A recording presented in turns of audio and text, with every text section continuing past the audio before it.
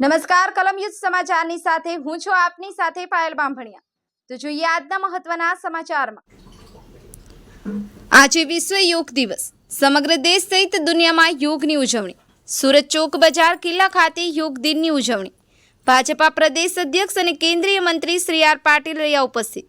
સુરતના સાંસદ મુકેશ દલાલ સાથે પદાધિકારીઓ પાલિકા અધિકારીઓ ઉપસ્થિત રહ્યા।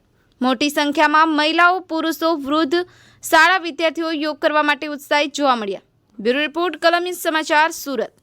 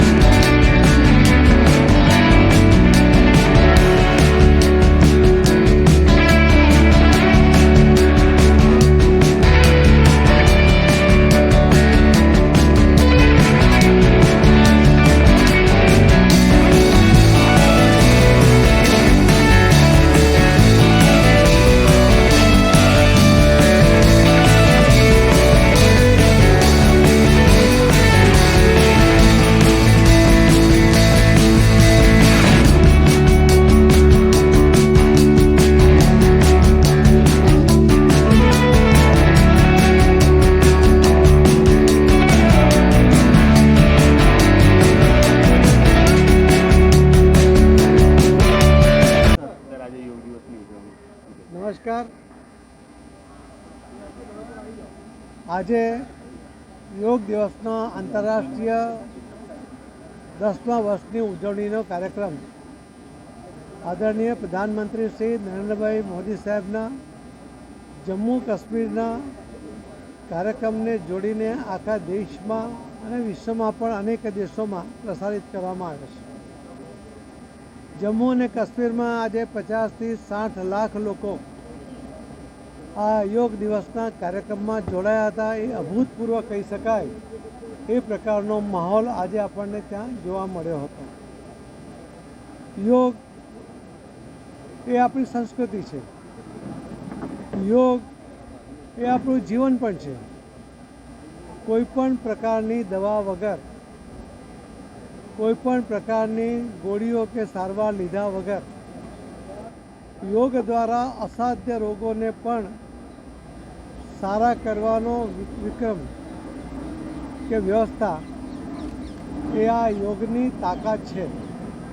અને એટલા જ માટે આપણી આ સંસ્કૃતિનો પ્રચાર અને પ્રસાર થાય, જે આપણા દેશમાં પણ આ સંસ્કૃતિ ભૂલાતી જતી હતી, એના ઉપરનો વિશ્વાસ ઓછો થતો હતો। આદરણીય પ્રધાનમંત્રી શ્રી નરેન્દ્રભાઈ મોદી સાહેબે 176 જેટલા દેશોને આ આંતરરાષ્ટ્રીય યોગ દિવસ નક્કી કરવામાં અને એમાં જોડાવા માટે સંમત કર્યા।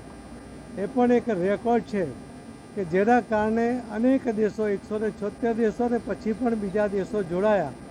આવા અનેક દેશોમાં યોગ દિવસને દિવસે પણ અને રોજના જીવનમાં પણ, એના અભ્યાસમાં પણ, એના રોજિંદા જીવનમાં પણ આ યોગને સમાવવામાં આવ્યો છે। અને એટલા જ માટે અનેક યોગ ગુરુઓને જે એમની લોકપ્રિયતા આપણે જોઈએ છે એ પણ આ યોગને કારણે મળતી સફળતાને કારણે જોવા મળે છે।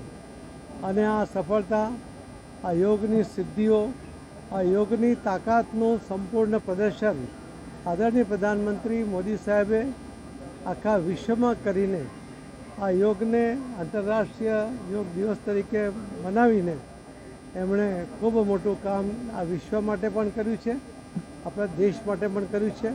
આપણે એમને અભિનંદન આપીએ। અને આ યોગ દિવસ નિમિત્તે, આંતરરાષ્ટ્રીય યોગ દિવસ નિમિત્તે આપ સૌના માધ્યમથી હું સર્વેને ખૂબ ખૂબ અભિનંદન પાઠવું છું। ધન્યવાદ।